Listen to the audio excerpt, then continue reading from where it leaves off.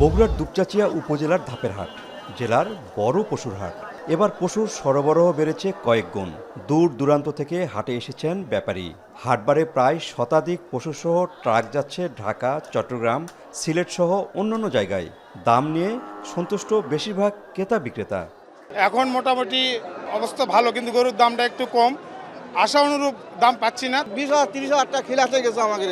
এই গরুর দাম এখন 1,05,000 দাম বলতেছে, তাহলে আমাকে লস না। কয়েকদিন আগে যে বাজার ছিল সে বাজার এখন নাই, এখন অনেক বেশি হয়ে গেছে, অনেক দাম বাড়তি এসে গেছে। গত বছরের তুলনায় এই বছর গরুর আমদানি বেশি এবং বর্তমানে কেনাবেচাও ভালো।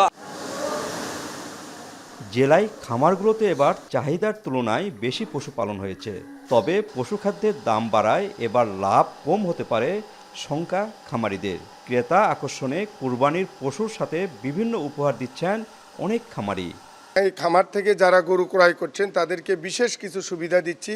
এখান থেকে গরু ক্রয় করলে ঈদের দিনে সকালবেলা পর্যন্তও সরবরাহের সুযোগ আছে।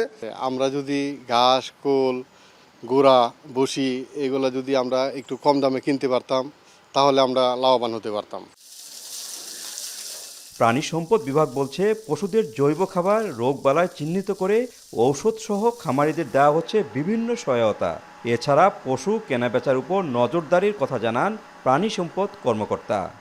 কেমিক্যাল বা স্টেরয়েড ইউজ করছে নট এ সিঙ্গেল ফার্ম বগুড়াতে নাই, কারণ আমরা অত্যন্ত ক্লোজ সুপারভিশন করছি। এগুলি ঘাসের বাজারও সৃষ্টি করেছি। বগুড়াতে কিন্তু ঘাস বিক্রি, কাঁচা ঘাস বিক্রি অনেকগুলো স্পট রয়েছে, সেই স্পটগুলোকে আমরা তদারকি করছি।